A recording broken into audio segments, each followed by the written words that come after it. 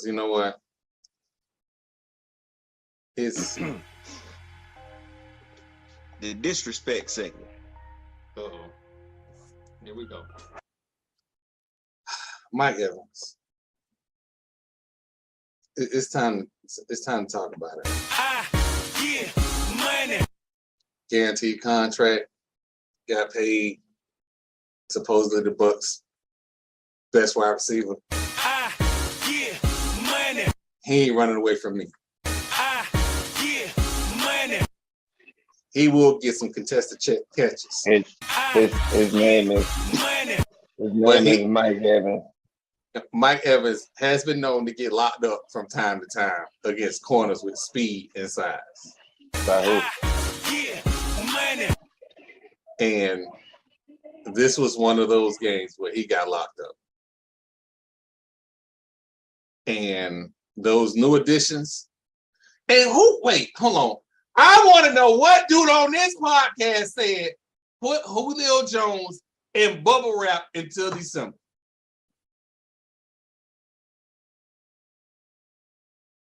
I wait. It's silent in Orlando this week. We had a whole 9-minute diatribe. It is silent in Orlando. What you mean silent? Ain't no silent. First of all, we still got another bet. We have a better record than your team. Your team won 8 games. And you over here beating your chest, happy because another team had offensive struggle against the number 1 offense in the league. And you really gonna sit up here and make it seem like you Nostradamus by being able to say, oh, your team, somebody's gonna get hurt. Every team, somebody got hurt. No. I know we're not talking about the Buccaneers gonna win the Super Bowl 8 years in a row, and you got lucky when Tom Brady showed up. We're not doing that. This was based on science. Every year. The last 4 years, 4 years. Jones get hurt. I'm talking about how many years Jones. have we been doing the podcast? That's how long I've been saying the Buccaneers gonna go to the Super Bowl. Okay, but every year on this podcast, when y'all got Julio, I said every year for the last 4 years he's been hurt. Put him in bubble wrap. He was supposed to be the difference maker in Tennessee, and he was not because he was injured. He wasn't even practicing. Throwing to him. He wasn't even practicing. That's why the coach was pissed off at the beginning of the season, talking about if we could just get all our players in practice. That's not his situation in Tampa. No, it's not his situation in Tampa. His situation in Tampa was he was at practice, but his very first play was beautiful. It was a 40-yard bomb, a strike by Tom Brady. What happened next? I'll wait. Put that dude in bubble wrap. Don't even mention his name. He shouldn't even be on the active roster until December. I want you to keep this same energy when we get to the latter part of this season. Oh man. And he didn't. He did not keep that same energy because he ended up having to pay me a bottle, and we ended up in the game against the Rams that same year, sir. So I'm really not understanding that energy you was feeling and thumping your chest. You know you really good at losing bets. See the eyebrows were back. You done? I'm just saying. That just brought back so many wonderful memories. Since you wanna talk about me thumping my chest, I started off the podcast with the disrespect segment. Now that we here, the monologue is going to be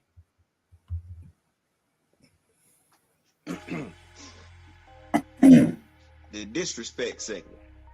Uh-oh. Here we go. Look. Cool. The disrespect. Sorry about that. Yeah. Look. I praise a lot of times my teams on social media. My fandom, I take very seriously. We started a whole platform called Fat Mouth Sports because we get to talk shit about our fandom. And when I post my Rappers being a basketball school, I don't go in nobody else's comments. I don't go disparage and make little comments about different things and scandals and whatnot. I ain't do none of that. It's a couple scandals that I could have brought up, but I ain't do it. Start doing it. At this point, fuck it. But I ain't doing it. Fuck it. Start doing it. Nah, cause I saw that and I was at work and I couldn't comment and say what I wanted to say because I was at work. But no, start doing it. So I respect everybody, and I expect everybody to respect my fandom. But when I post a praise comment, this go for FAMU or anybody else I post a praise comment about. If you ain't see me come at your school because of state restrictions on contracts, because of problems with your infrastructure, because of controversies surrounding your basketball team, don't come at me like that. I ain't the one. Now, we ain't had the Bring Your Ass segment in a very long time. I don't think we had to Bring Your Ass segment since MEAC Mike. I feel like we might need to institute the Bring Your Ass segment back again because you got a lot of mouth. You thump your chest a whole bunch, but I ain't seen you behind no mic. Every week, I got a hot mic. If you feel like what I say offends you so much that you got to troll like white people do, bring your ass. Bring your ass. We got a whole 2-hour show. I'm sure we can squeeze 10 minutes in so you can explain to me what a dumbass you is. And the worst part about it is you ain't never seen me make no comments like that, and I went to a PWI.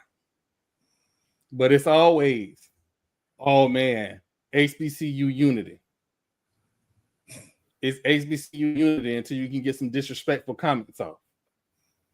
And again, anything that I hear about that, as Josh say, that school down the way, if it don't come from Dave, if it don't come from EB, I don't believe it.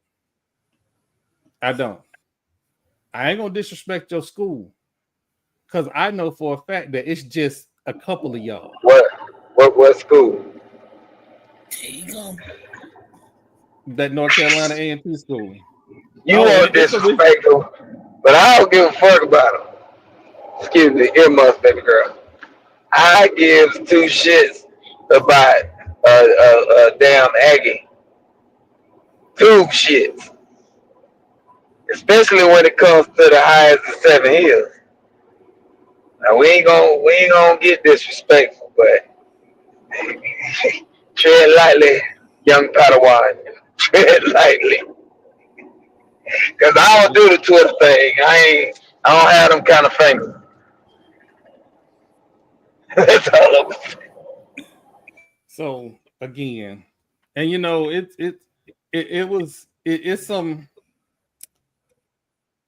and you know, hopefully Deveron shows up tonight. But it was some D2 HBCU people that wanted to make some comments, and that's fine. I'm not gonna be, like I said, I'm not gonna be disrespectful. Marlo told me to be the better person. Shit. What I said was I ain't never seen an eagle playing with pigeons. I ain't never seen that. So if the pigeons want to play, let them play. You don't gotta swoop. You don't have to swoop down to that. Then keep it a buck. If that's what we was doing, we keeping it a buck. Look, I'm gonna tell you like this. Y'all better teach y'all kids to be kind because I teach mine to swing. Right, you gonna find out. Bingo. You know, my brother is a very kind person, and that's his thing. Everybody don't come from love. I said, Mike, we came from both, so that's everybody else's problem. Facts. Hey man, I'm gonna meet energy with energy. So if you come at me, just know I got cinder blocks for hands, and I'm great with words. Like, hey, it's both. We can't keep meeting disrespect with love and light and positivity. Fuck it. Meet me on Perry Street.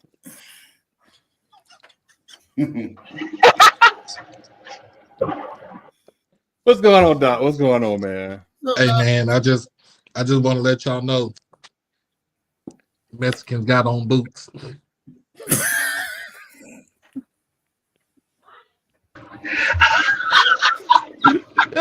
And if you don't know where that's from, shame on you. Oh man, Ali, man, listen. You know what? And it's again, it started out, and I was shocked when I went to sleep last night that was going on under my post. First off, I had to screenshot the little HBCU premier dude because he done blocked half of HBCU Twitter. So I had to screenshot it and then post it. And then to have somebody take my comment and take it to hell. And it's some FAMU people. If you want to go to hell, they're going to go right with you. And because I'm media now, I'm trying to be better, right? I'm trying to be a better person. Y'all won't let me be a better person. Like, that's not true. We don't let them dictate us. We just keep doing us 100% of the time, and they can either enjoy it or keep it moving. Unless you Bethune Cookman. And then it's absolutely fuck them on every turn. So for everybody that was expecting to see Board of Trustee Gibbons, I'm waiting on him. We're waiting on him to show up. Hopefully he gets here sometime soon, because it's some questions that we need to ask, that we need to get out there. But it's amazing to me that whenever FAMU has an issue, everybody has an opinion. It's always, oh, the black school did something, so let's have an opinion. But the absolute foolishness that went on at Florida State, which is probably, again, why I'm never going to get media credentials over there. We had an AD cancel a hiring. I'm sorry, a booster cancel a hiring. Then said, no, don't worry about it. I'm going to take the job myself. No experience. None. No AD experience at all. But y'all go put y'all capes on for that lady. But y'all ain't got nothing to say about the dude that ain't never been an AD. Boy, if Bobby Bottom was still alive right now, none of this shit would be happening. None. That sounds like a power play to me. That sounds like some Elon Musk type stuff right there. It's ski mask. And don't get me wrong, I'm respectful when I call him ski mask offer, because that's what he did. He respectfully put his ski mask on with his 3-piece suit and said, the dude we just paid $100,000+ to get him out of his non-compete clause, we're not gonna hire him. We're gonna hire me. Broad daylight with no gun, hijack the job. But these people ain't got nothing to say about that. But every time I turn around, it's 237. It's this, that. Oh, so let's clear some air. Since Deveron ain't here, let's clear some air. Public universities in the state of Florida, when it comes to athletics, they have limitations on what they can pay coaches, especially FAMU. So when you start throwing up the MEACs coaching salaries, where them schools at? What are the limitations on the state paying salaries? What's the limitations on that? What is required of the boosters to tap in? You said what percentage of his salary comes from booster contributions? Yeah, like they threw up the football coaches and they threw up the Norfolk State basketball coach contract. Which one? The women's or the men? The men. They threw up the men. The Robert Jones. See, Doc, you just said it. They only pulled the men. They let if you're gonna say we paying somebody too low, I guarantee you it's a 50% difference between what they paying the men's coach and the women's coach. But I think it's more on but see, here's the thing though. I think it's more on the gender. Because remember at Norfolk State, the women's coach is a man. And he should be paid for what he's been doing for the last 4 years. That man should be paid royally. But I'm gonna do like what they did with Coach Crary. Cut the check. They not though.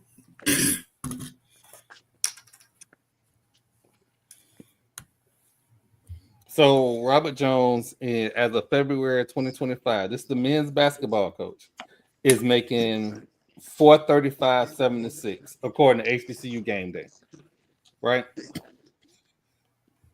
300,000 is guaranteed or scheduling guaranteed games that generate at least 300,000 for the program. So they got to schedule $300,000 worth of salary. Am I reading that right? Scheduling guaranteed games that generate at least $300,000 for the program. No, each game is going to bring in that amount of revenue.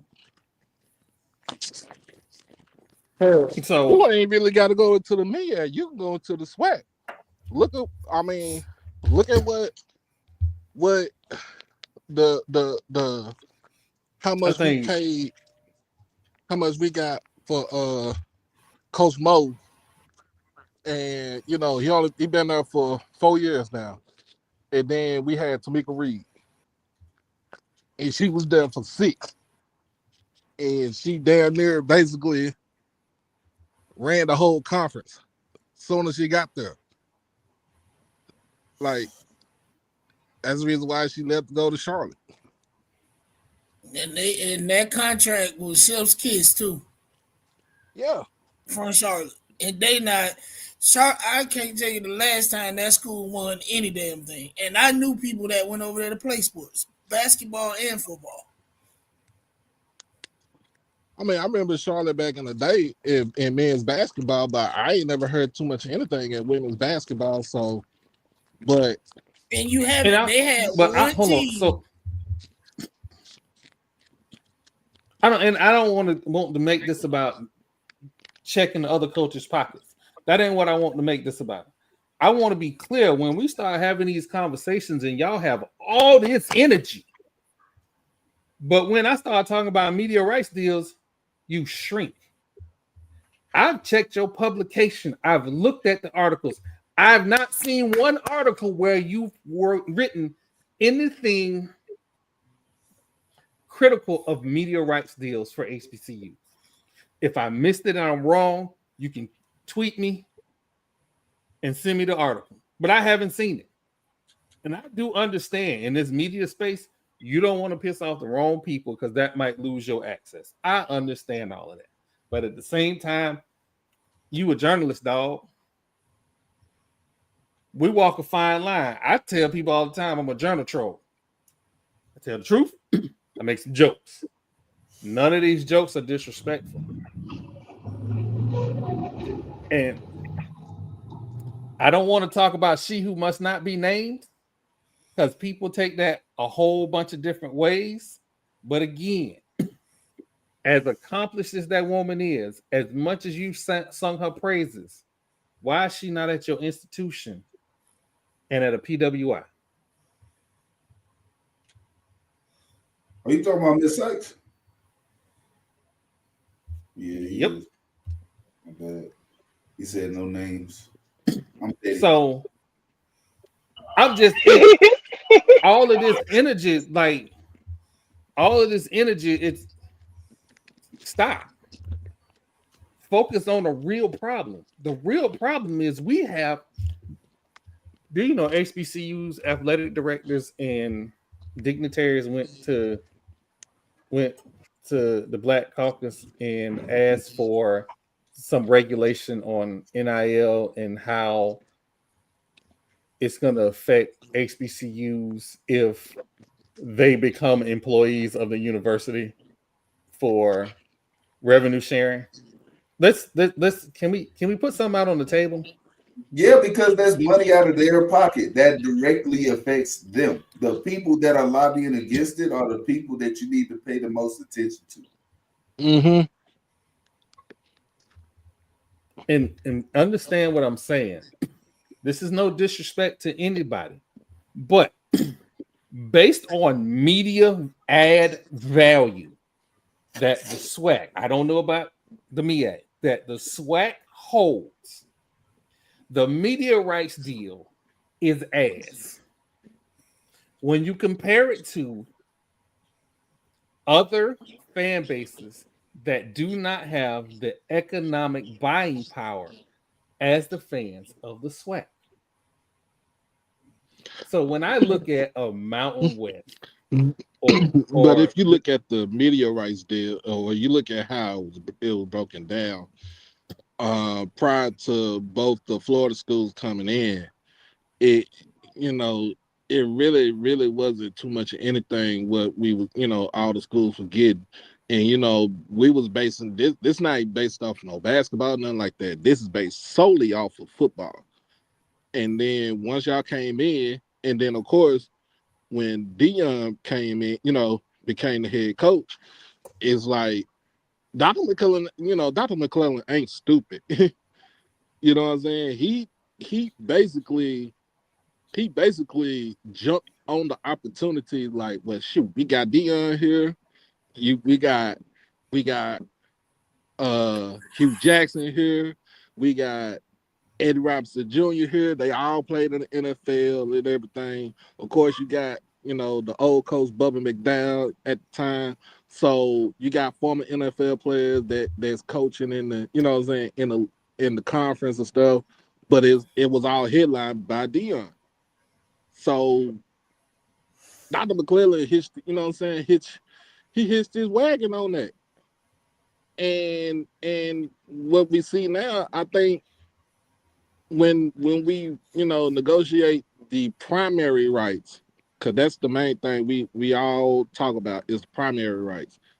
I think he's gonna go to the table like, hey, our product is better than what we had 6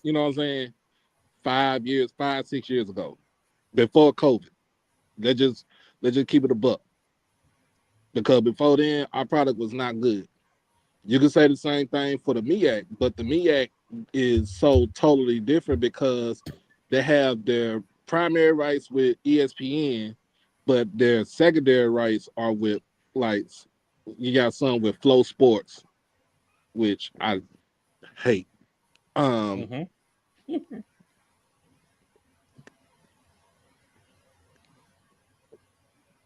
So you look at that and it's like, hey, this is what we got. Like our deal, I think is gonna be so much better than that MEAC deal when they get to the drawing board, to the table to negotiate. It's gonna be way, way better because, like I said, Dr. McClellan to have Jackson State in the Celebration Bowl 3 out of the last 4 years. Have FAMU in the Celebration Bowl 2 years ago. Like, you know what I'm saying? You can't beat that. You can't beat that. But we're not worried about the MEAC because I don't care what they do. Sure. And it's not. I don't. And again, the MEAC has an opportunity in front of them if they take advantage of it. Whether they see it or not, I don't know. I'm not. I haven't been involved in any MEAC discussions with people in the know. I'm gonna say it like that, with people in the know. But the SWAC they have a gold mine opportunity, and the other part of this media rights deal, the basketball has been good, and they've so has the baseball. Because in the baseball, it's been good. So why are we not has the seeing? Baseball, but not because. And I hope that he leverages all of that. I hope that it is somebody in the SWAC office right now that is keeping tally on every single sport that knocks off a PWI, whether it be mid-major or Power 5. Even paying attention to how we are playing against those schools. We are putting good products on the field. We're putting good products on the court. But if they're not, that is everything, right? If they're not maintaining those data points, then how can you go back to the table and leverage more money? Because you can't leverage what we deserve and what we should get on one sport, football. Because the SWAC is very top heavy, East heavy in football. Just being honest. In basketball, since we've been here. Since we've been here, and I'm positive if I go back and look, especially once we got to this point in the SWAC, whoever come out of the East typically wins the SWAC championship, right, Doc? Yeah, because it's either Jackson State or FAMU. No. I'm saying even before we got here. We still you know what? Because Southern was in the West. Okay. So before then. So Southern was in the West, Alcorn was in the East before we. I got you. So yeah, you're right. You correct, because anybody that come out of the East win the SWAC championship game, and Alcorn done it 4 times. Right. So you only basing this on a one-sided beef that we have in football. Y'all doing? And the West just beat up on each other, kind of, sort of. Then what? The man of the hour. Ladies and gentlemen. Troy, I'm so sorry, man. I've been running behind all day, but I could not stand you up. You my guy, so I said I got to get on this call and make sure that I'm on the good guy, on you guys' website here. Listen, I appreciate you coming on. I'm gonna get right to the question that everybody wanted to ask. Coach Query, last year, it was a lot of hubbub about his contract. It is my belief, and I just want to be corrected if I'm wrong. It is my belief, because of the transitions that were taking place, that was the reason that he didn't get a standard 3-year contract. Who's that? What coach is that? The men's basketball coach, Coach Query. Well, it's a lot to that. I think more of it had to do with the confidence that we had in the AD. And when you have confidence in your athletic director, you can move very clearly and precisely. We didn't really know him, but I got to tell you, the guy has us 4th in the conference now. We're moving up. We got some really quality players. Not that we didn't have quality players before, but we have some quality players and some guys that are really working hard. And as you can see, like the other night, we beat Alcorn State. I went to that game. Trustee Gibbons, I think instead of y'all in 4th, y'all actually in 2nd place. We're in 2nd. Oh, we're in 2nd now. We're in 2nd. Okay, so we're in 2nd. Okay, so I'm wrong. That's number 1. I'm okay with being wrong because y'all moved us up, but we're in 2nd place, and the guy seems to really understand the SWAC. He understands the culture of the organization, and it seems like he's moving the agenda forward. So when you get a guy that you don't know much about, you're really cautious, and that was one of the things that we were cautious about. And I have to tell you, I think it had more to do with that we just didn't have the confidence in the AD to be able to pick a coach at that particular point. And now look where we are. I mean, so we're more than happy, as you saw the last board, more than happy to give this guy a contract, and we did, and I think it's going to work out. I think he's going to be there for years to come and move the program in the right direction. Okay.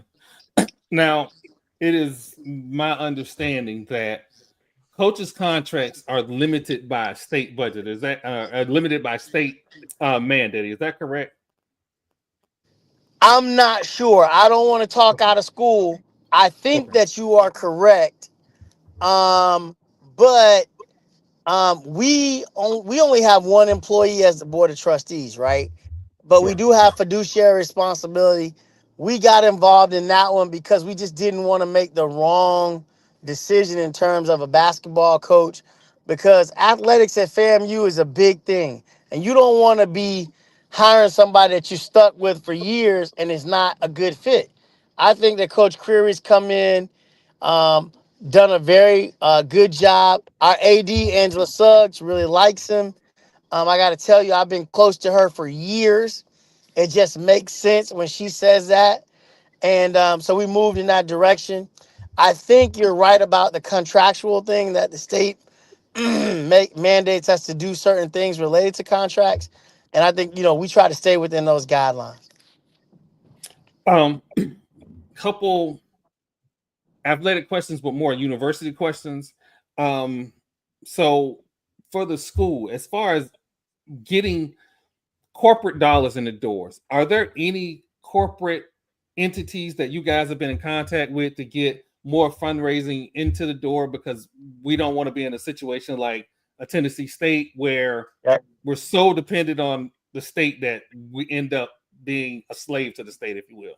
So I will tell you, I have the highest confidence in this athletic director. She is phenomenal. You got to remember, she came from the governor's sports commission. She has all kinds of contacts related to sports, right? And she's going to do an excellent job.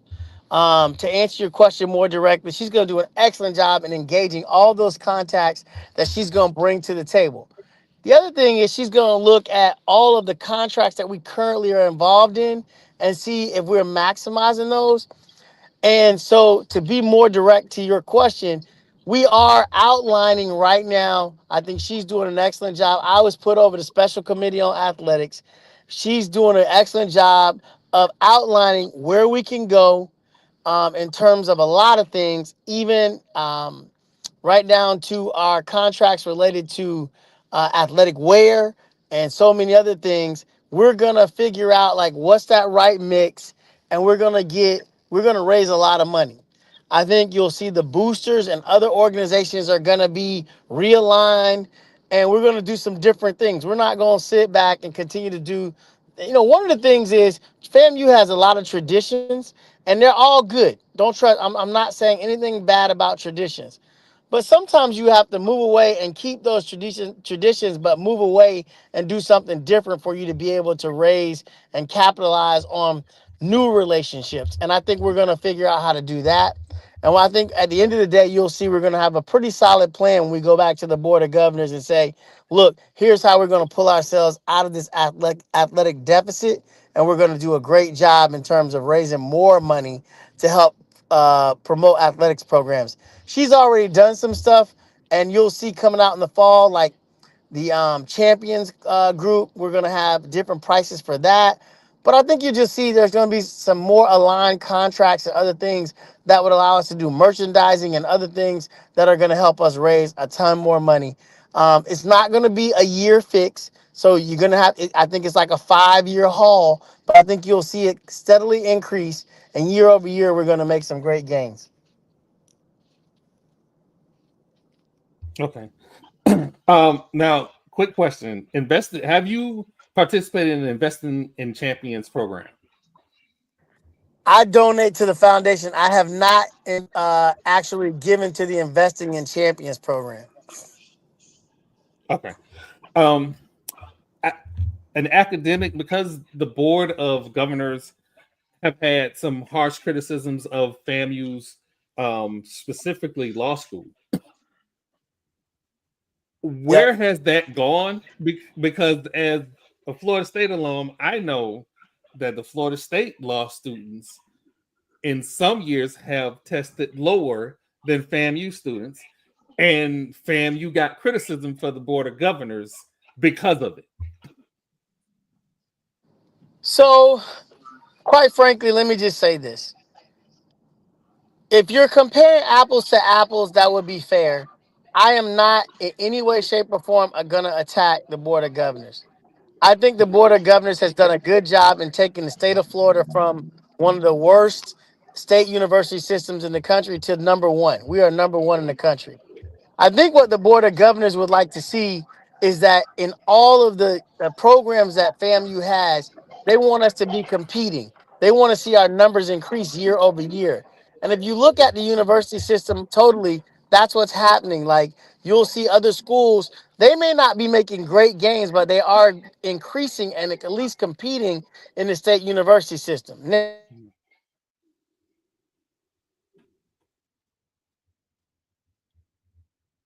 I think we lost him for a second. Let's see if we can get him back here. Are you there, Deveron? Yeah, I think we lost him. Until he gets back.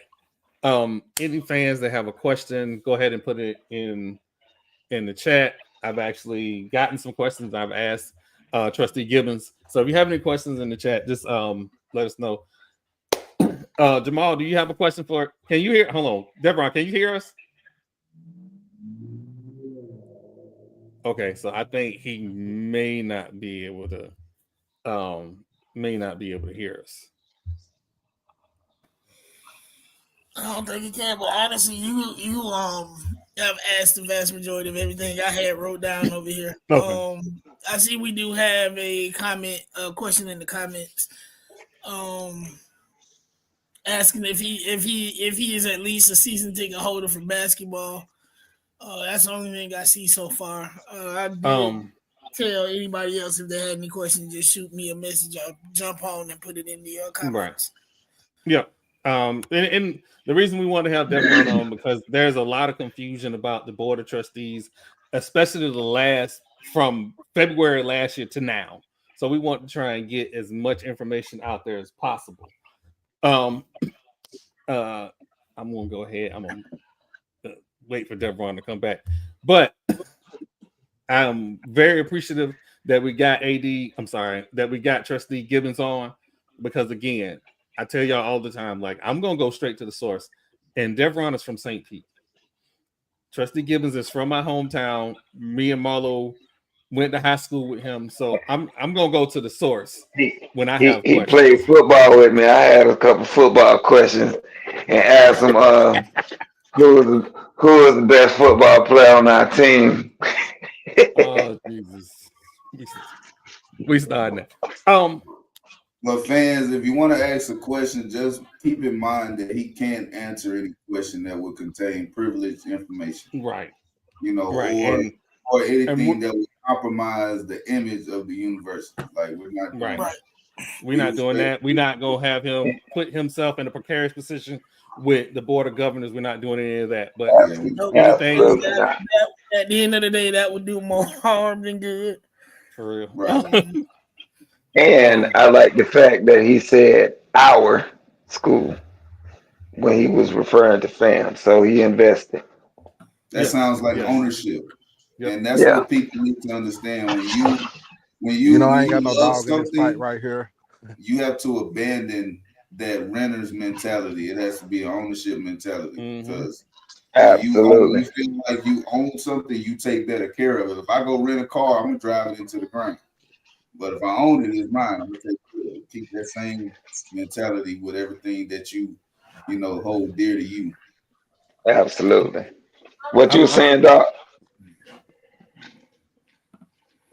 I ain't got no dog in this fight. But the one thing that And again, going back to what I got you back. I thought I lost you guys. Okay, yeah, you back. Okay, I'm sorry. I was like, what happened? Did you guys hear the last part of that answer? We didn't hear the last part of it. Well, the last part is just basically we need to be able to compete.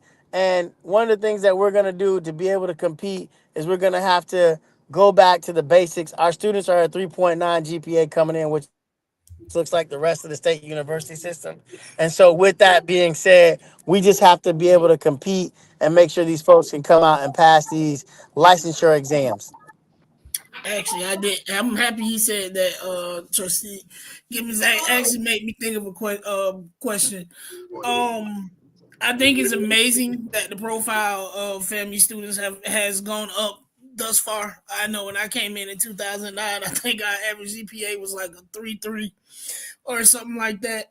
But it has raising the profile of the FAMU student kind of put us at risk of losing those kids that might need a little bit of extra help. Not like they could have. I'm from Gaston County, so I'm speaking for somebody that came out of a not so great public school system, but I still had the ability to make it through.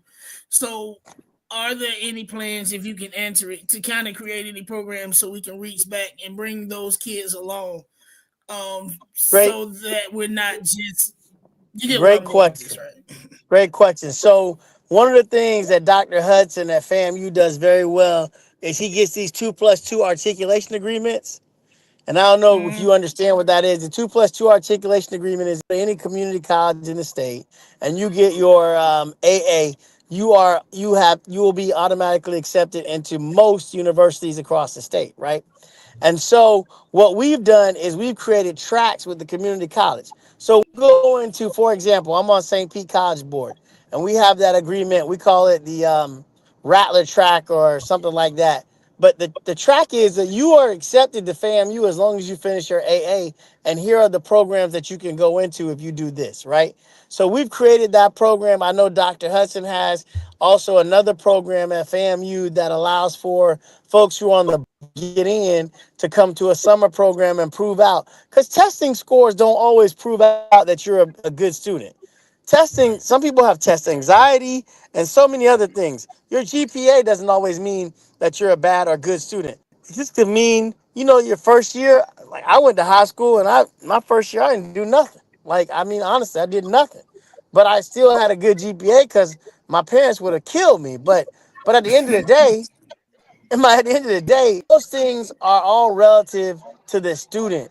Doesn't mean that they're a bad student, doesn't mean that they're a good student. But yes, there are programs like that we have that would allow for students to work their way out or into the programs or into university. So, Trustee Gibbons, you mean to tell me that if you didn't have that good GPA, your parents would have crashed out on you? I think we lost them. I think we just lost them. Actually, I have a question. Hey, Troy, it sounded like his people was gonna crash out. When he come back, if he come back, I need you to ask this question: how will the abolishment of the Department of Education affect how they are going to get kids in the schools? I think that's my biggest concern. No, what was that? You said if I didn't have a good GPA, what now? I didn't hear you. I'm sorry. I said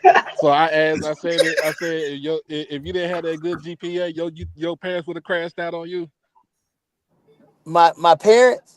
Your parents would have crashed out on you. Man, my mom and my dad was crazy, man. I would have been in trouble, man. Oh yeah. You were hey. The original crash outs, you know. Listen, my dad's a Baptist preacher at our church for 41 years. My mom a teacher for over 35 years, man. What you think?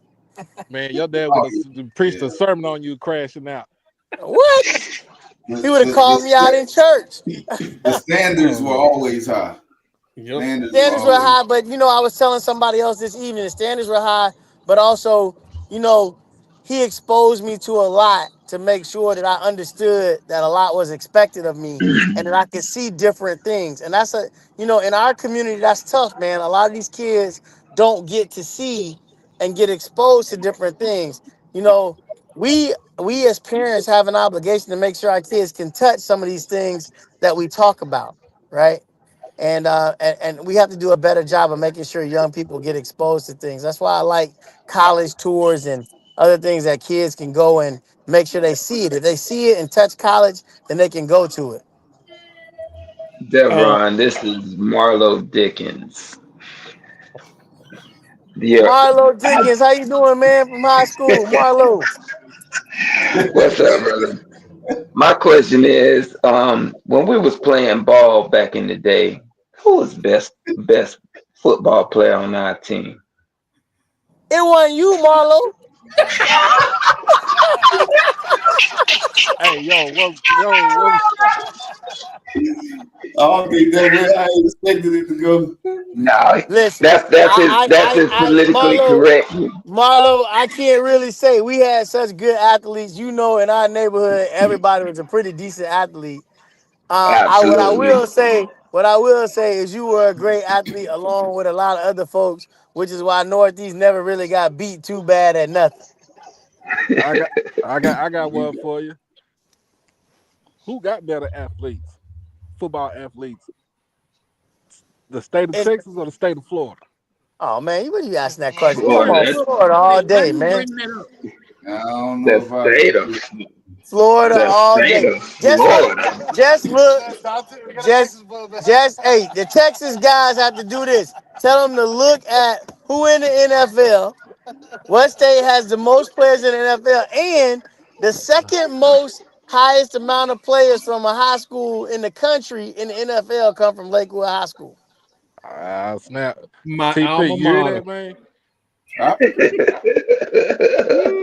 That's right there in St. Pete, right? Hey, I think Miami Northwest. If I remember correctly, Miami Northwestern was 1, and Lakewood was 2. 2. Yep. If you want a quarterback, you come down to Texas to find him. That's all I'm saying. Nah, that ain't true, man. Come on, man. Y'all got one. Y'all done had one quarterback win the Super Bowl with the Eagles, and now everybody want to come to Texas. Oh no, we had more than that. Come on now, man. Y'all done had one quarterback. I gotta get us back on track. So we just go X out Drew Brees. I gotta get us back on track. It took him 30 years to win a Super Bowl, and you talking about, man, come on, man. Drew Brees.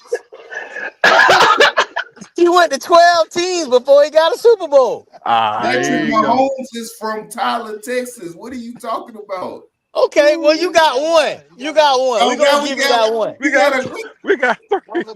Let me ask you this. All them guys like Nate Newton and all them that's in front of them, where they from?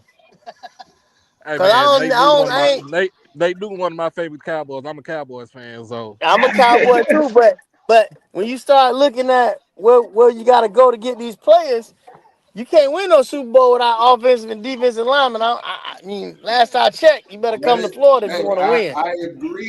I agree with that sentiment.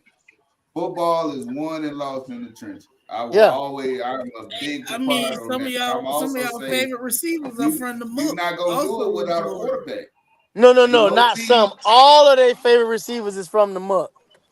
Here you go. And if you ask anybody outside of Florida where the muck at, they can't tell you. But they drink and put sugar in their coffee every day. So let me ask y'all this. When I went to the University of Florida, I learned something. When Fred Taylor and Riedel Anthony got there, I learned this, guys.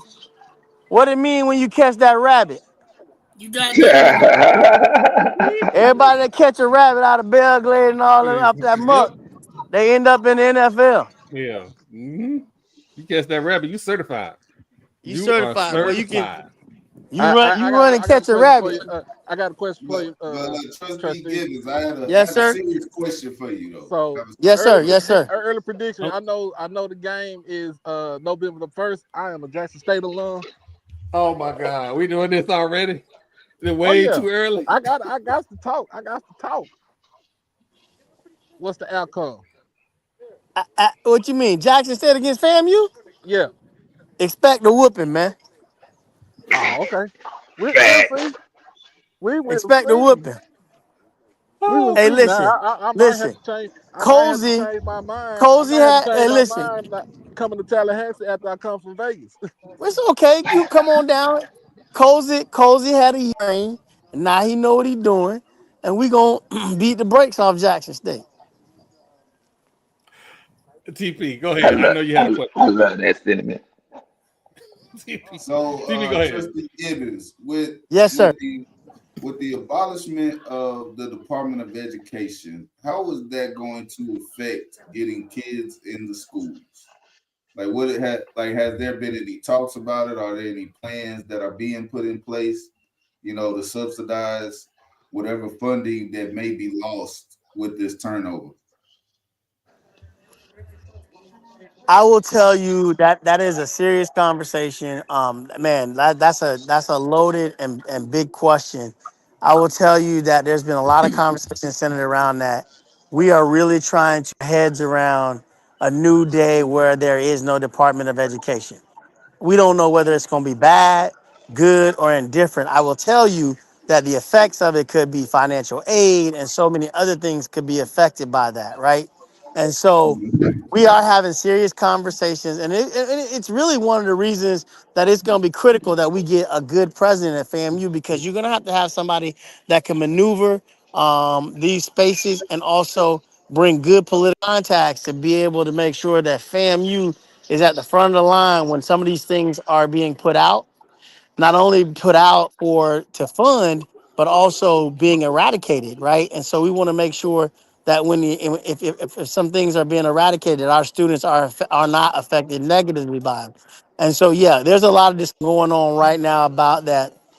Dr. Beard is, on the forefront and trying to do some of those things, but we really need somebody who can navigate this space and navigate the future of FAMU, and getting back to making sure. And one of the things that's going to be critical is that if we are affected financially, that a president comes in and is able to raise real money to make sure that our endowment is big enough to make sure that we can do some of the things that these others are doing across the state. The Research One certification is going to be helpful, because even if the Department of Education goes away, that brings us stature in terms of funding for grants and other things across the country and the world, to be honest.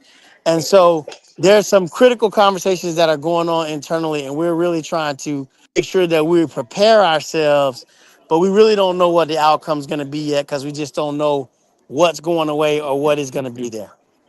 Okay, so panic hasn't set in yet. I think that was, I've heard a lot of people panicking about, the whole situation. And I think, like what you just said, we don't know exactly how it's going to affect it, but the preparation for either way is key in this situation. Yes, and we're starting to do that. But what I will tell you all, the other thing that's key is not just being prepared for either way, but also remember FAMU's brand is big, right?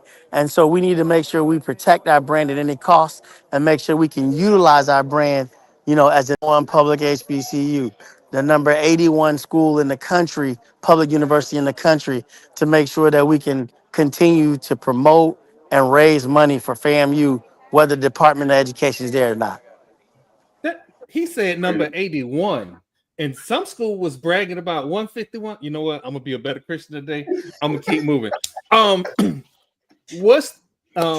Deveron, what's the status on the athletics fundraising officer that was created to support AD subs? I think Marvin. At first they told me Marvin Green was having a job. I don't know. I mean, we have one employee as the board of trustees, and that's the president. So, I have to at this point trust him on what he did or is not doing or is doing. And I'm not sure. I think that they're going in a different direction from Marvin Green. I'm just not sure about it. I don't know. Okay. But I will tell you that I can't get into the hiring and firing. We have a fiduciary responsibility, and we also have the right and the opportunity to manage our, which is the president. Okay, and so for fans that have asked that question, let's make sure that we not direct this at the board, that it gets directed in the people that do the hiring and firing, because that's been a lot of the discourse. Just trying to find somebody to blame. We gotta keep the people that are responsible for sections responsible for those sections and not bleed it over into other departments. That's right. And the other thing is the board will get involved when we see something that we don't think is going in the right direction. We can make recommendations, but we can't really tell the president who to hire. But I will tell you, I have no problem giving my opinion on things, but sometimes you just stay out of it. And, my focus right now is on trying to find the best president for FAMU. And if we find the right president, you're going to see a lot of great hires, a lot of people coming in the organization that can make some difference in the change. So I really do try to stay out of the hiring and firing because you don't want to overstep, right? SACS COC has a lot of rules centered around whether or not you should, as a board member, what you should be doing. And so I try to stay within those lines. We don't get hurt. So long story short, I really couldn't tell you about that, but you're right. You need to direct that to the president because he has the ultimate authority, or she has the ultimate authority for hiring and firing. And we really, we validate that through contracts and other things. Well, I want to thank you for coming on tonight because, again, you didn't have to. We just some little guys on the block. You came on and answered all our questions to the best of your ability, and I thank you. And as a St. Pete native, I can't be more happy. I couldn't be any man. Listen, y'all call me anytime. I'm sorry. Let me first apologize about last week. My flight ran over. Tonight I had meetings in the office that went over, but I was not. Troy is a St. Pete guy, and you got Marlo. You got all these St. Pete guys on here, man. I had to come on the show. I wouldn't do that to you, man. We all grew up in the same neighborhood, and furthermore, you want to come on and you want everybody to know. That what we're actually doing, and you guys have a great show, and you are trying to get the message out. And so anytime y'all want me on, let me know. I'm gonna get y'all with the right person so I don't keep screwing up on the time and missing because that was horrible. I'm so sorry I was late, and I apologize to your listeners that I was late. That's all right. Thank you. This will be available for anybody to view on YouTube again. Man, thank you for coming, man. We're going to let you go because we know you're a busy man. All right. I appreciate y'all. Thank you so much for having me on. No problem. All right. Good night. How the hell you keep up with it? All right. I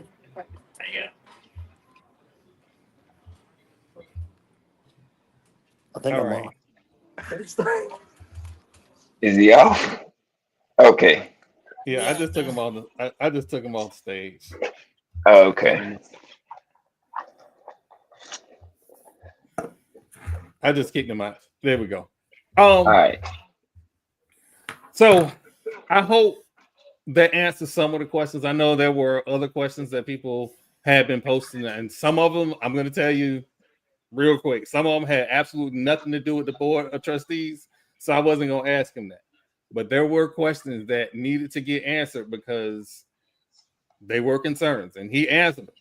A couple questions he could not get into, and I understood it. But I'm gonna call Marvin. I'm gonna call him directly. That's my homeboy up there on the yard. So I'll find out from him about that position. Okay. But yeah, you're a cool dude. I appreciate him coming on and giving spilling, not spilling it, but giving us the real. Yeah. Because a lot of folks ain't gonna really do that. What he can answer. Yeah. A lot of folks ain't gonna really they really ain't gonna do that. So. No, not for. I mean, not we like Troy said. We small guys, so no, just to come pop in and say this is what it is. This is what I can answer. That goes a long way.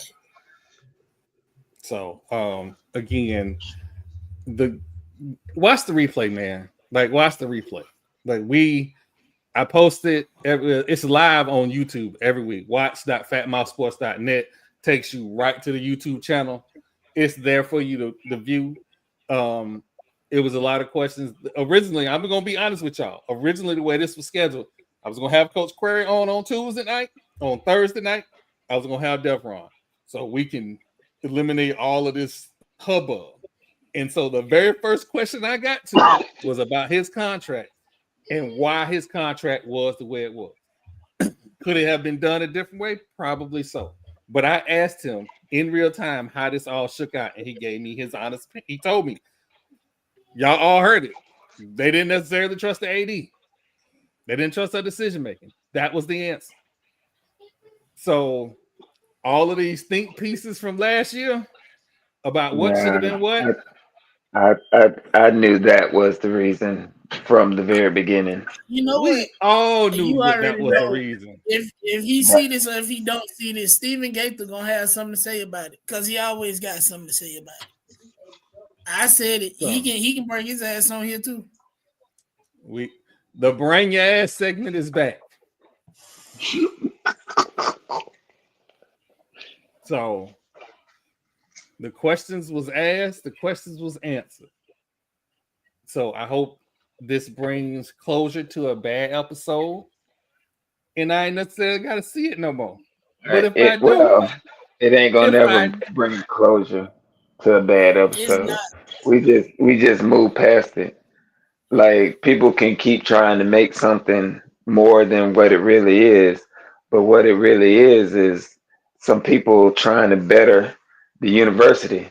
And if people are trying to get in the way of the university getting to a better place, then damn them. Like, I'm on that mindset. If y'all got negative shit to say, ain't nobody coming to the table with any solutions or problem solving answers, then fuck you. You know what? I mean, that's not just for FAMU. That's for everybody. That's for everybody. You're going to always have some Negroes that's going to be the enemy of progress. Always. I remember I had Dr. Denard at FAMU. He said it. He said most movements and most revolutions are destroyed from the inside because you have people leaning on the outskirts who might agree that it should happen, but it's not them moving it, and they destroy the movement.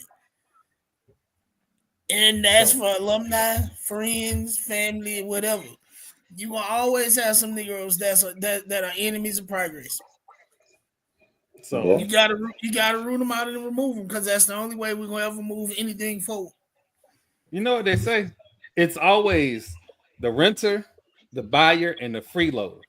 The freeloaders be having the most to say out of anybody. Meanwhile, I done donated.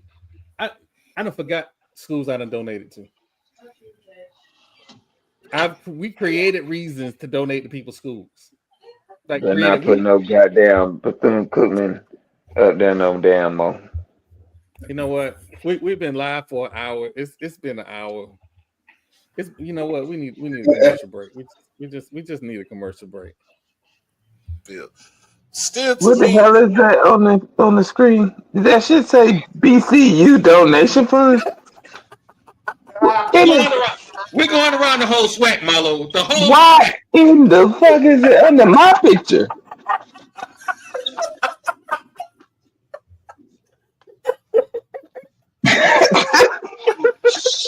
What in the hell just happened?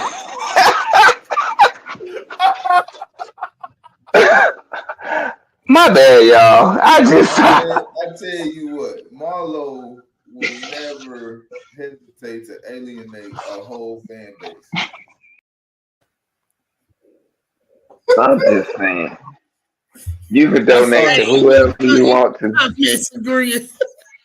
You not put that shit under my picture. Did we ever find out who did it? It was Troy. Troy did that shit. First off, it's now a narrative on this show that I rile Marlo up and then mute him. That is not true. Marlo muted himself. You was trying to mute fan base. You muted me when that girl came on here. He had to. You know, first of all, we can't get y'all talk back on the show yet. We cannot get her back on the show. I don't know why not. I don't have no problems with her. I just had problems with what she was saying. Clearly, you got problems with accountability.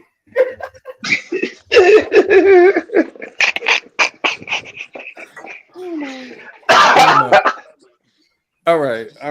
So some news came out. As Doc said earlier on the show, Mexicans got on boots. The FBI caught the men, the Chilean men, who were breaking into athletes' homes and stealing their expensive items. Apparently, they thought it was cool to post on social media their wares. It is. Smart. Yeah, it was. Tell me that they was in John Moran's house and they didn't get shot in Memphis. Bad look on Memphis right there. Studio. Hey, that's because John don't live in the city. John live out in Cordova, like where the money at. He live all the way out there. He don't live in the city. No, don't say Cordova. Cordova could be the hood in the too. City, and he not get shot. He probably in Germantown or Collierville. Yeah, all I'm saying is it's probably Germantown. Look, all I'm saying is his neighbors don't look like him. Yeah. At all. At all. He probably the only one on the whole block. Listen. He better be. Some more, I guess, some sad news. Wemby is going to be out for the remainder of the season with blood clots. These are the same blood clots that may have doomed Chris Bosh's career in Miami. So hopefully he gets through this. And I know it hasn't been a lot of time, but hopefully at some point they can get it to where he can continue his career and he doesn't lose a step, if you will. So there's that. A very serious health condition to have. If you don't understand blood clots, look it up. But in short, if your blood is clotting in the wrong spots, you might lose the ability to get oxygen to your brain, which can shut your whole body down. And I'm about to say the same thing with when Tommy Frazier. He had the Frazier, yep. Mm-hmm. I think Serena has had issues with blood clots. It's a common but still like scary thing. I think when I saw it, I was like, yeah, he done. Like not done forever, but he's probably not going to play anymore this season. No, they've already announced he is out for the season. He will not play the remainder of this season. He's done for this season. I mean, how many games are they out of playoff contention? I'm not sure. Let me look. Yeah, all of them now. If he can't play, it's over. I'm just saying because they made the moves to surround the talent around him. Yeah, so, they are. Right. They 2 places out of the play-in. So, I think that'd be all right. I mean, they got that number. I expect that number to get higher. They're going to drift further and further out of playoff contention. This is devastating for him and for the franchise's season this year. But there is light at the end of the tunnel. Hopefully, he's able to come back from this. This isn't a career killer. Nobody wants to see that. This was probably the greatest prospect we've seen coming into the NBA since LeBron. So everybody wanted to see. I remember that, and I wasn't sold on it then, and I'm still not sold on it now. I mean, he's been an amazing we might. He was far ahead in the Defensive Player of the Year voting. So he was having one of those type seasons where he would, even if they didn't make the playoffs, he was gonna go home with that trophy. But none of that seems possible now. We can only look to the future. So, I don't know how many years Chris Paul has left. So I don't know. Window is closing for Not him. very many, if any. You know what? We are about to have a record-breaking 4 disrespect segments. Uh-oh. Here we go. Can I ask a question?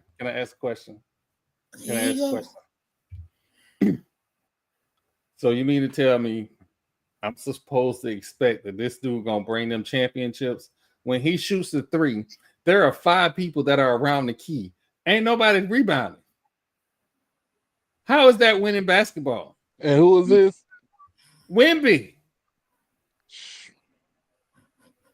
I said I want so. We're not talking about his shot selection. It's not about his shot selection. It's about who is rebounding the ball. Because it's supposed to be you. But if you think about this, though, he don't play the 5. He's not the 5. He's a 4. He's pretty much. Let's go back at the time. He's pretty much Ralph Sampson reincarnated. Ralph ain't never take 3 threes in the game.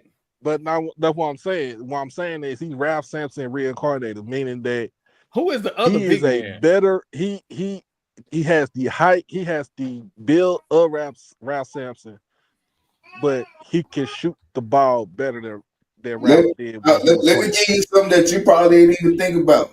You said who down there rebounding? Ain't nobody got a rebounder if he go in. Yeah, but it don't go in that often. You gotta realize, shoot, if he ain't going in. It ain't going in. Yeah. But shoot, he only need like 2.5 steps just to get the offensive rebound. He's that long. Yeah. Now you pulling up threes. I need you to get back on defense. He is average. He's averaging 8.8 3-point attempts per game and making 3.1. How many rebounds he averaging per game? Let's look at his rebounding. He's averaging 11 rebounds per game. So that means that if he whatever he shoot, he's going up for the offensive rebound. The next closest, hold on. It only takes him like 2.5 steps just to get his own rebound. The next leading rebounder is a 6'8" forward named Jeremy. I can't even say this dude's last name. Sochan. Yeah, Sochan. Okay, from Baylor. He's the next leading rebounder. So that's 18 rebounds. What they need, about 30 per game to be competitive. I don't even got to look at it. I'm pretty sure they're getting out rebounded every game. But again, shout out to this. It's well. At least I'm gonna be just like this. At least he's playing more games than Joel Embiid. You are right about that. We might have 5 disrespect segments tonight. That is not disrespect. I don't think you get level of true disrespect. That's the honest truth. I am glad that they caught it early enough that he wasn't on the floor and just fell out and died. Yeah, no. We're not disrespecting that. We disrespecting shot selection and who gonna rebound. I'm very clear on that. His health, I don't. And we disrespecting Embiid. And Embiid. Yeah. The process. Listen, the process did not work. It is flawed. That's why it's been so many people fired in that organization. That man only played 20-some games this season. But like I told y'all, it was gonna be 4 disrespect segments. It's finna be 4. So that means for San Antonio, that means De'Aaron Fox about to go. He about to go Super Saiyan on somebody. I don't know why this app keep playing my drops twice. The United States and Canada are playing in the 4 Nation Face-Off Tournament Championship. Crash out. Wait, hockey? Hockey. Yeah. Wait. It is 1-1. Right now, they playing on ESPN Plus. But wait. Hey, they fought yet? They ain't fight. But if they don't fight tonight, Kachuk plays for the Lightning. He could go down to Sunrise, which some of the Canadian players played on their team in Sunrise. If he don't get him tonight, I hope he get him next week. Hey, who watched First Take this morning? I did not see it this morning. I had ears. I watched it this morning. I watched it, and PK Subban had some words to say about the players in the NBA, saying that they soft. We don't call them soft. Soft. I mean, we have called them soft. Capital. Caps lock.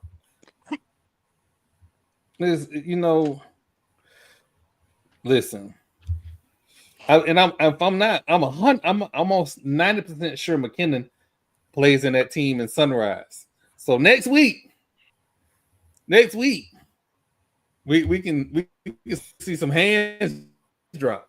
So, apparently they heard them episodes when I told them they could take their behind the College Hill and learn how to box, or go over to Ybor and learn how to box, because that playoff series they got whooped up on, and I ain't like it. But you had the old man, so I kind of understood it. Nah, the Lightning got some young boys. They got hands. Listen, if y'all win a Stanley Cup, I will be happy. If you beat some people up along the way, I will be ecstatic. Order will be restored. Because just like FAMU is a basketball school, Tampa is a hockey town. The football team trash, the baseball team trash, but hockey. Wait a minute. Wait a motherfucking minute. Did you say the football team trash? You better get to the whole. You better apologize. Goddammit. He just disrespected. Shit. You still a damn Raider fan. We can't take your judgment as gospel. Mexican got on boots. That's all you need to know about the Raiders. They better go hire some, because the ones they got in the building suck. We'll talk after this draft. Hey, TP, all they need to do for all the hockey players, they need to learn how to fight. Tell them just put on some big tuck.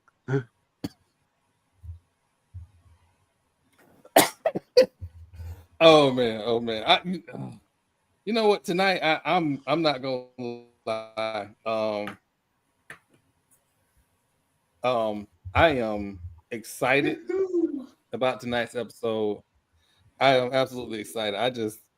I'm really ecstatic about the fact that you were stumping your chest about 151,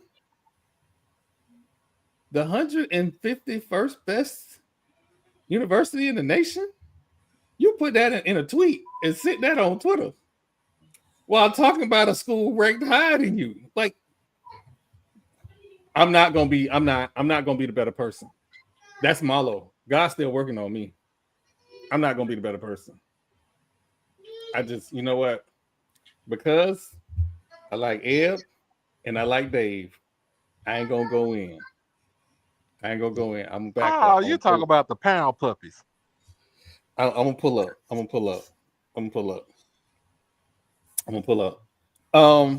So I might have retweeted it, and I want to correct some things. I might have retweeted it or said it on a podcast. I'm not sure. I am waiting on Jabari Gassett's official 40 time, so I'm gonna wait until after Pro Day. Let's wake it up. Cause the same shit happened last year with Yak, but they screwed up his 40 time too. So yeah. And I watched the ONG podcast, and Blue Zach was on Zach McKenna was on there, and he said there may not be a Legacy Bowl going forward. So I'm gonna reach out and try and get him on the podcast. He may be reluctant to come on the podcast because he don't like the fact that I say Joe Montana is the GOAT. So we'll see. And who we talking about here? Zach Blue. Oh man. No. You know. Oh man. But don't get Blue started. I'm a Blue. We found out on the podcast that Blue is a Bucks fan.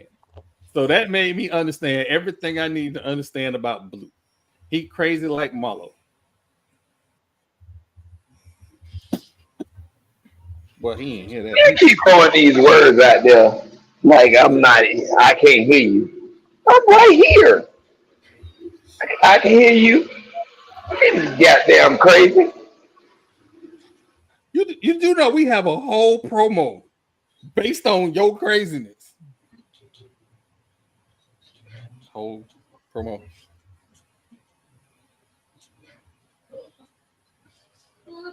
Oh man, speaking of North Carolina A&T men's basketball program got to win tonight against, I don't know who the Camel people are.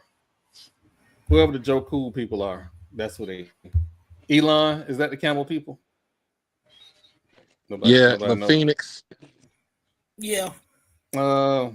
Is that it's the Camel. No, it's Campbell. Was that Campbell? I don't know. Anyway, you know what? I'm gonna do better. I'm being disrespectful. I'm gonna do better.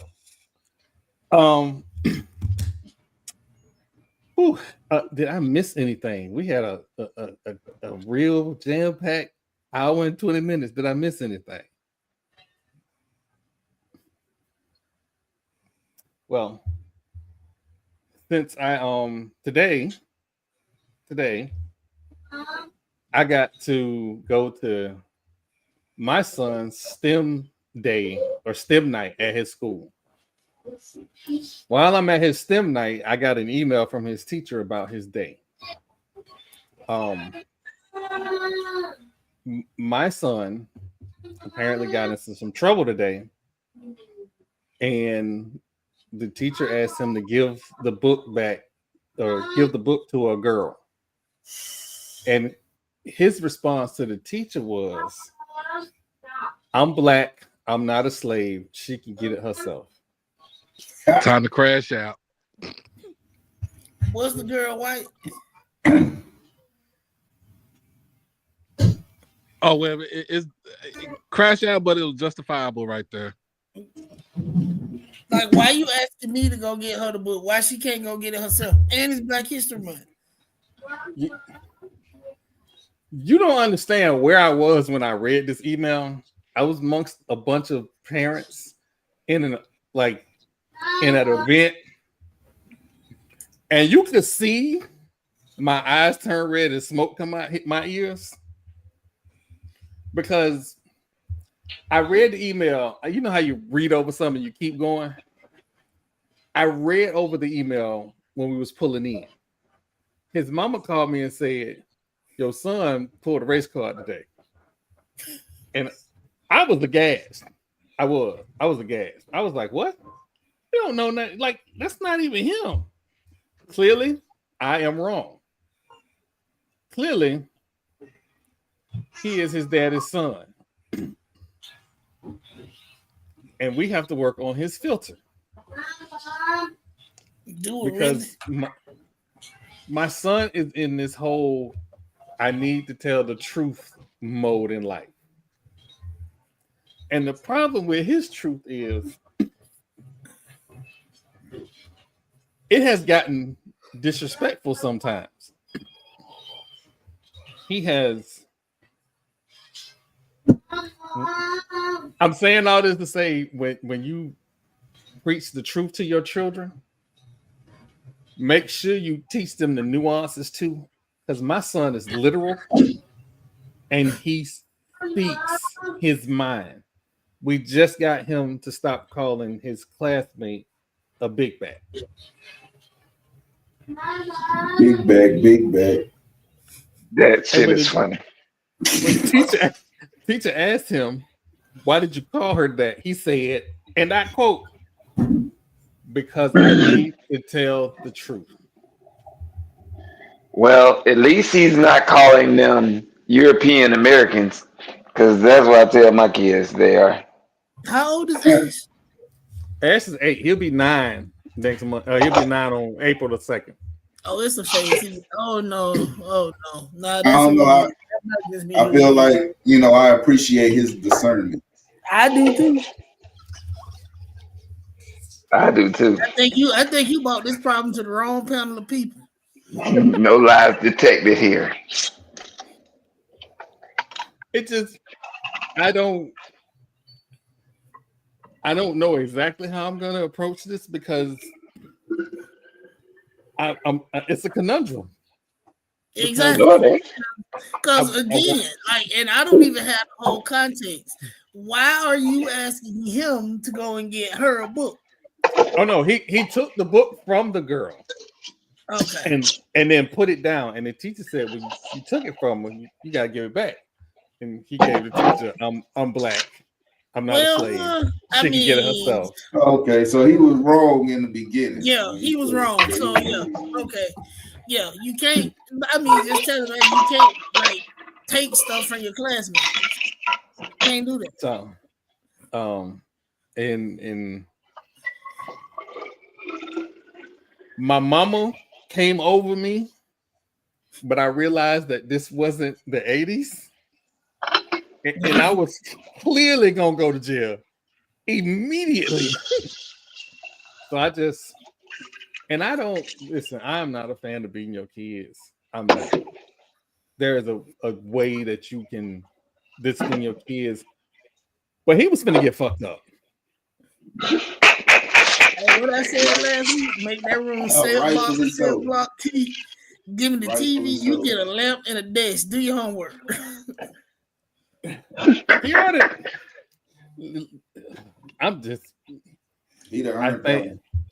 I thank God. See, this is a perfect example when old people have kids.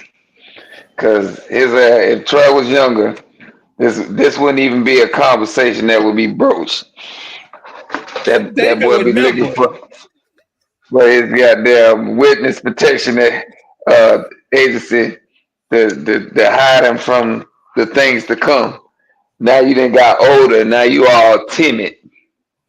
Gonna raise some punk ass kids. Is what you're gonna do. Man, you know how you can tell when a kid's parents are old. You ask them, "Hey, how old you turn this year?" And little boy tell you, "Shit, the Lord stay the same, 9."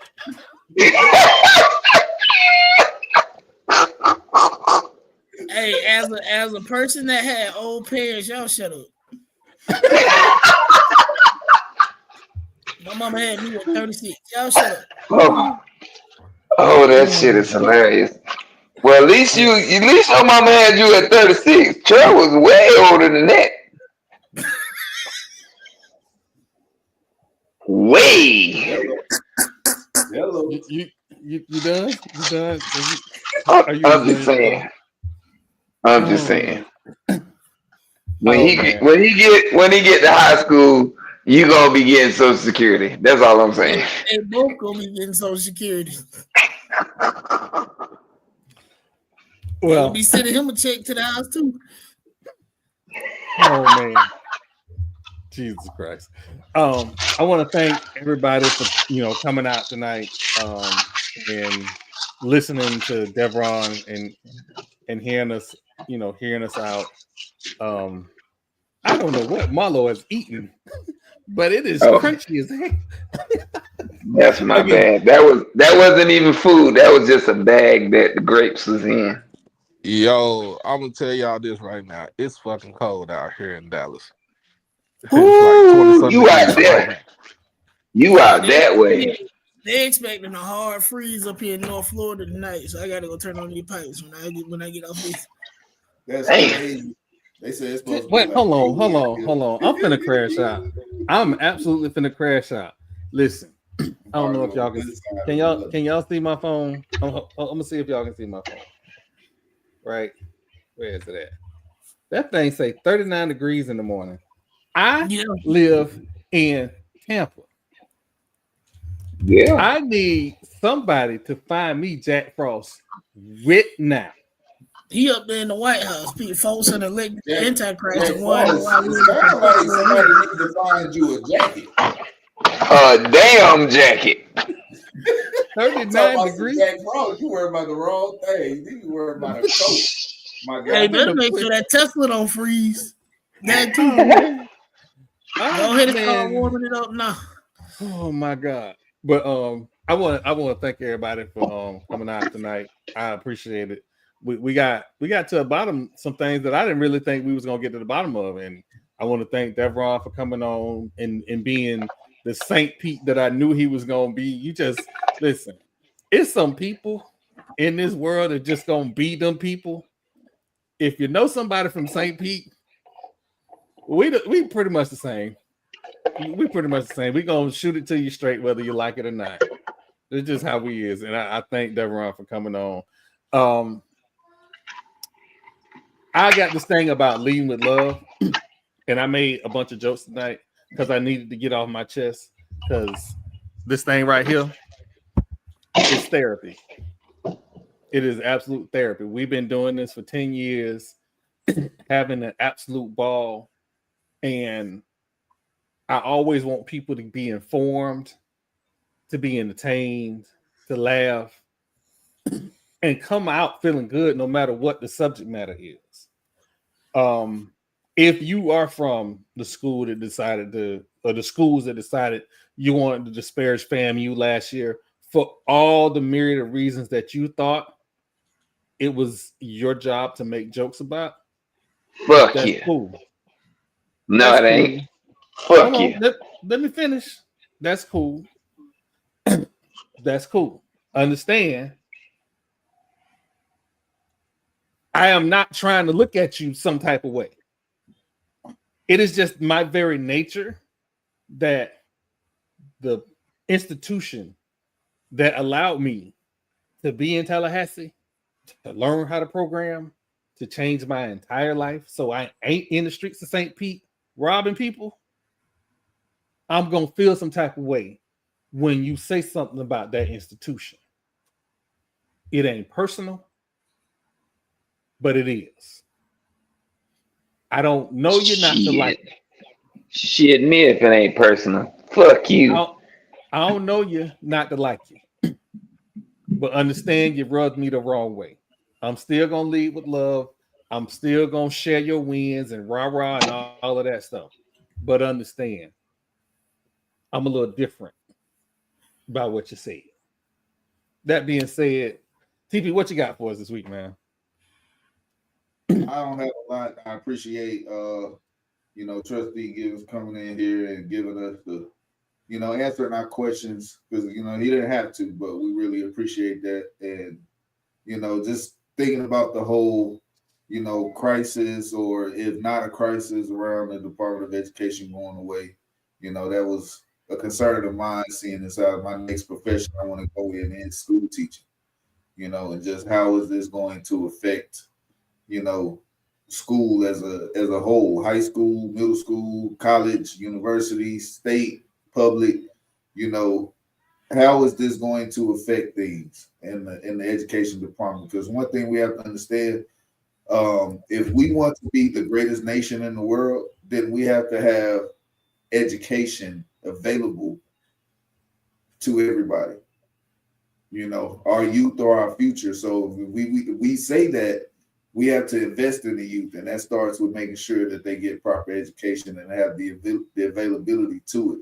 There's a lot of kids that fall through the cracks because they didn't have the opportunities to pursue a higher education. So I just want to thank him for coming in and answering our questions. I'm hoping for the best as far as that goes.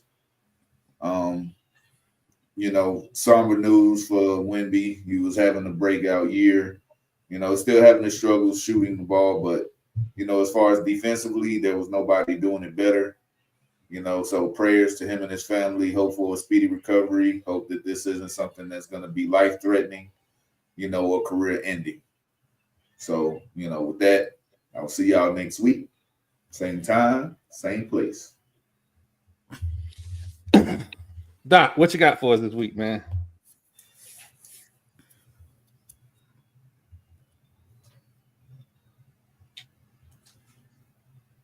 I think, all right, we might have lost Doc. Jamal, what you got for us this week?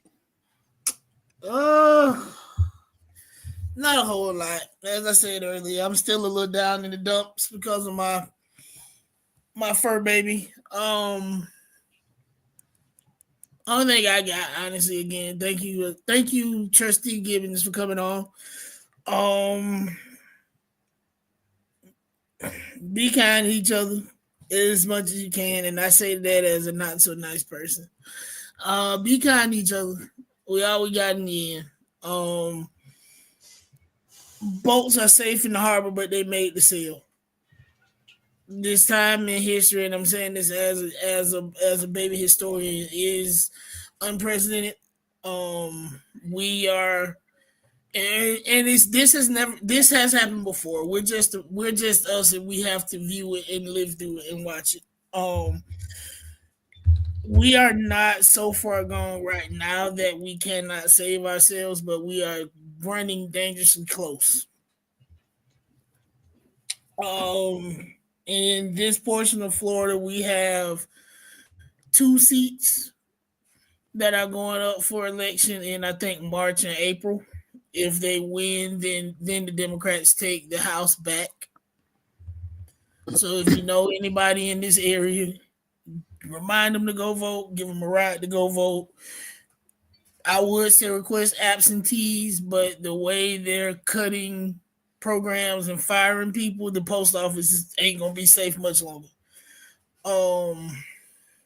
And for the people that go, I don't want to vote, it don't matter. Too many people died for me to not go and vote, and I'm gonna continue to do so while I still can. And even when I can't, then I guess we'll just be fighting in the street so I can again. I'm Lord Jamal. That's all I got. All right, Marlo. Man with the plan, best athlete in Northeast history. It's about time for you to end the relay. Bring it home.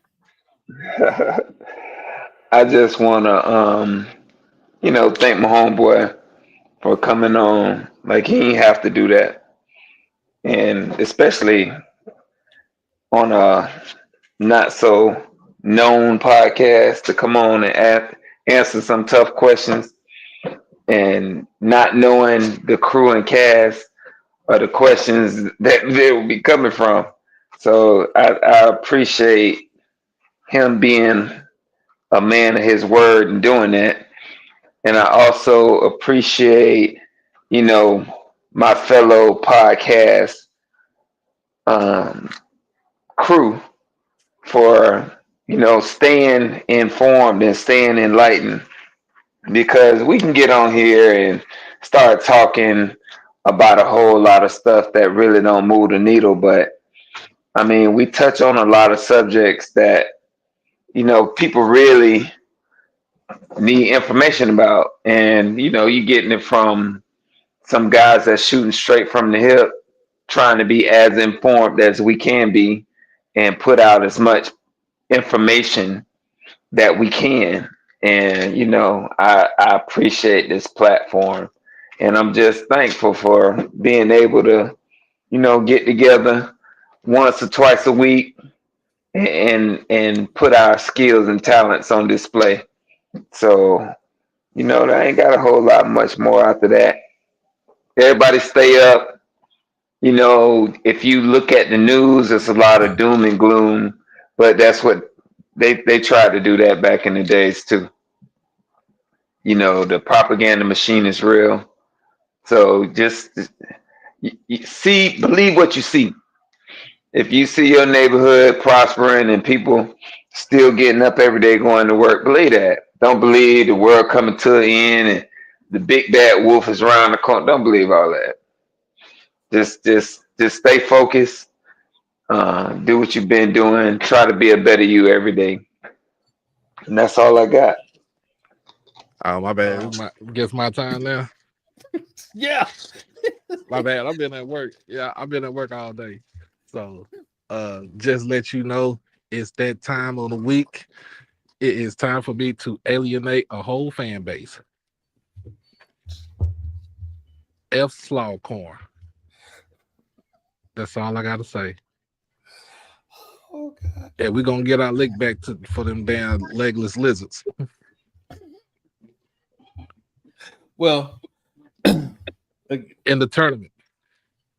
For everybody. Wait, are we supposed to be the legless lizards? Hold on, bro. Yeah, that's what I was trying. I was going to say something, but I thought he was going to keep going. But at least we could drink our water. Yeah. Oh, wow. All right. So what we're gonna do is we're gonna go ahead and end this because we know about that anyway.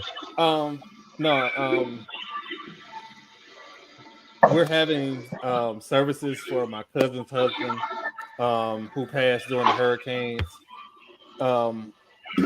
We couldn't have the service because I don't know. Oh, okay.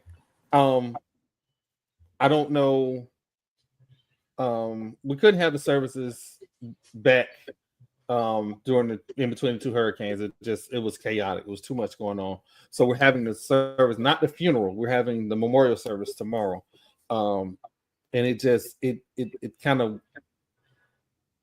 in my family, a passing is not a somber thing. It's a celebration.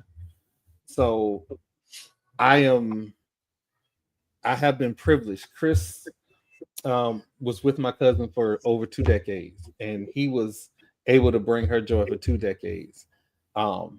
Former Navy man, served his country honorably, and it just goes without saying that in Black History Month, in a time where they're trying to remove Black military men and their accomplishments from the annals of history, this man took my cousin, who was like my sister, and gave her pure joy for 2 decades. Thank you, Chris.